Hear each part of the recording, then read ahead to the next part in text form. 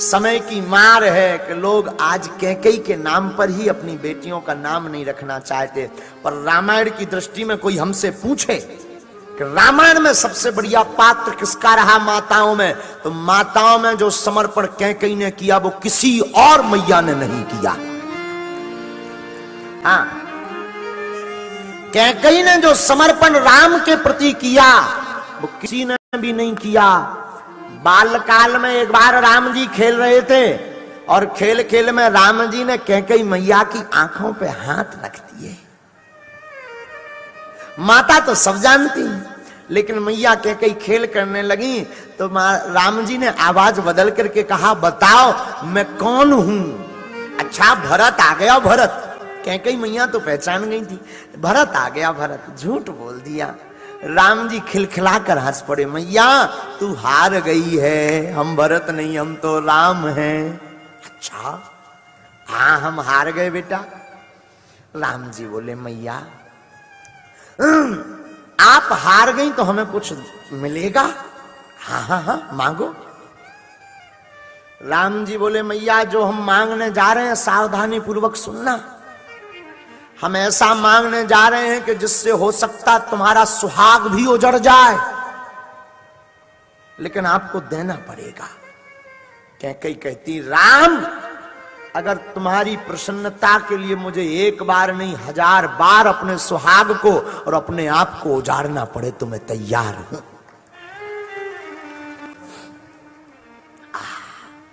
कैकेयी कहती है कि एक बार नहीं 1000 बार मुझे अपने आप को बिगाड़ना पड़े। राम कहते हैं, मां जरा सावधानी पूर्वक सुनो। हम जो मांगने जा रहे हैं उसको मांगने के बाद हो सकता पूरा संसार तुम्हारे ऊपर थू थू करे, तुम्हारे नाम को कलंकित करे। ये ऐसा वर मांगने जा रहे हैं। कैकेयी कहती है, एक बार नहीं मैं जितनी बार जन्म लूं उतनी बार भी मुझे कलंक भोगना पड़े, पर मेरे राम अगर तुम प्रसन्न हो तो मैं उसमें भी तैयार हूं।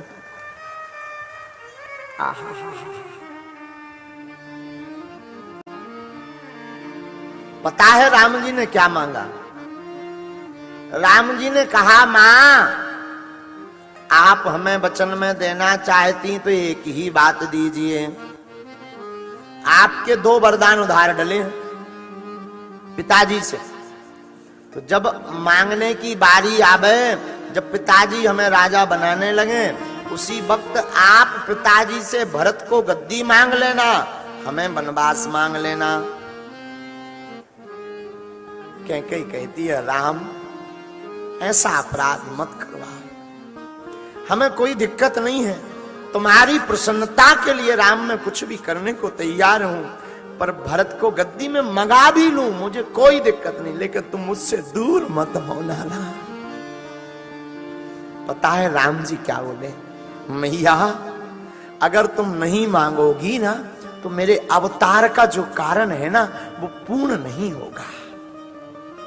हमने अयोध्या का भोग भोगने के लिए, राज भोगने के लिए अवतार नहीं लिया मैया। हमें तो वन में जाकर के ऋषि मुनियों के दर्शन करना है और रावण अत्याचारी का वध करना है। मां अगर तुम मुझसे प्रेम करती है तो मुझे आज वचन दे दे कि पिताजी से तू ये 2 वरदान ही मांगेगी मेरी प्रसन्नता के लिए। राम हाँ, मेरी प्रसन्नता के लिए मैया हाँ कह दे। कैकेयी मैया की आंखों में आंसू भरा है, लेकिन कैकेयी कहती है, राम इसमें भी तुम्हारी प्रसन्नता है, मुझे पता है। इस बात को सुनकर के मेरे महाराज, मेरे नाथ, मेरे प्राणनाथ, मेरे स्वामी अपने प्राण रख नहीं पाएंगे जीवन। इनको सुनकर के पूरी राज सभा और पूरे राज्य के लोग मेरे पर थूकेंगे, मुझे थू थू करेंगे, कलंकित करेंगे। मुझे पता है राम ये बात को सुनकर के कौशल्या के हृदय पर क्या गुजरेगी। मुझे पता है राम जिस दिन मैं ये वरदान मांग लूंगी कि भरत को गद्दी, राम को वनवास, उस दिन से मेरा बेटा भरत मुझे मां कहना बंद कर देगा। राम मां कहना बंद कर देगा। और मुझे पता है राम उस दिन के बाद मैं किसी को अपना ये मुख दिखा नहीं पाऊंगी।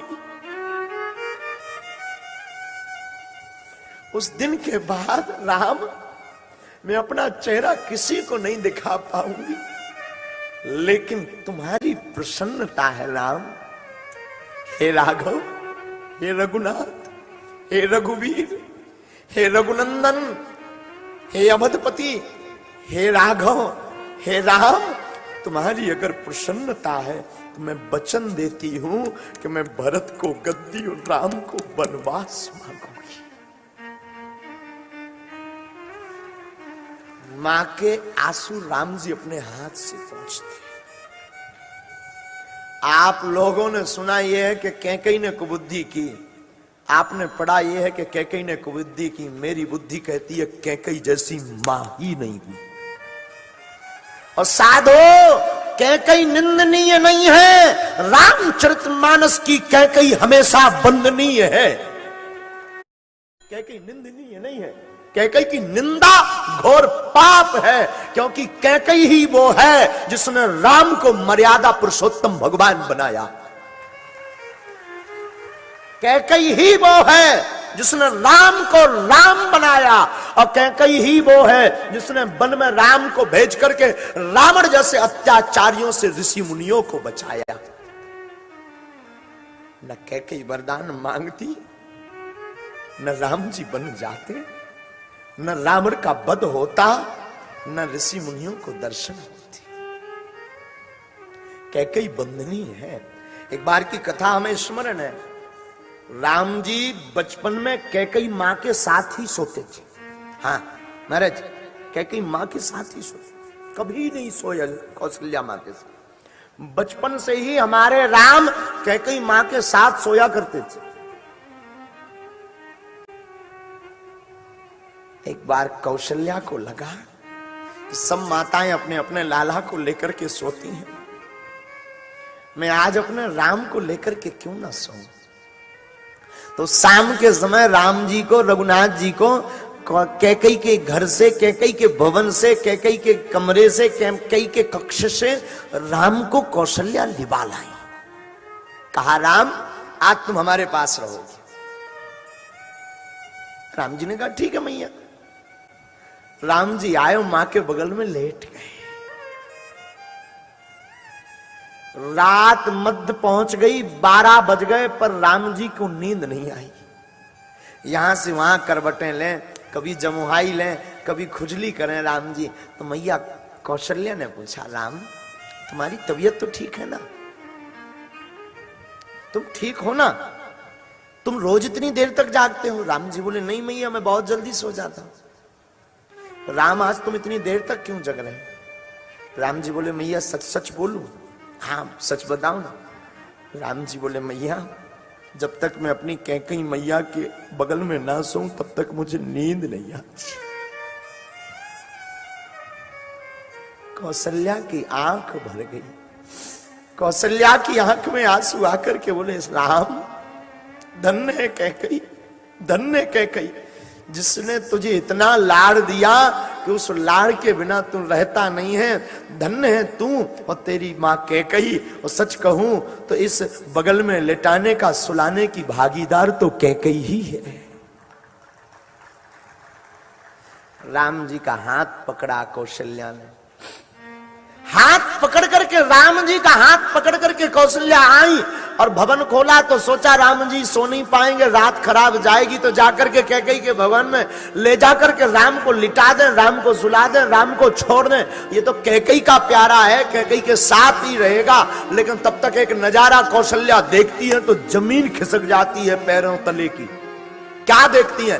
दरवाजा खोलती हैं तो दरवाजे के कोने पर कैकेयी खड़ी नजर आती है, जो कोने में खड़े होकर के रो रही होती है। तो कौशल्या पूछती तू यहां क्या कर रही? कैकेयी कहती है कि लगता है मेरे प्राण चले गए हो, अपने प्राणों को लेने के लिए तुम्हारे दरवाजे पर खड़ी हूं। प्रेम है कौशल्या कैकेयी का और राम का, ये प्रेम की पराकाष्ठा है। लोग कहते कि कैकेयी निंदनीय है, लोग कहते कैकेयी ने बुरा किया, हम कहते हैं कभी रामायण पढ़ो, कैकेयी जैसी मां ना हुई है ना हो सकती है। कैकेयी निंदनीय नहीं है, कैकेयी बंदनीय है साहब। कैकई निंदा नहीं, कैकई तो आज भी जिंदा है। हम तो कहते और भी कैकई हो ताकि राम बन जाए और राम मर्यादा पुरुषोत्तम बने।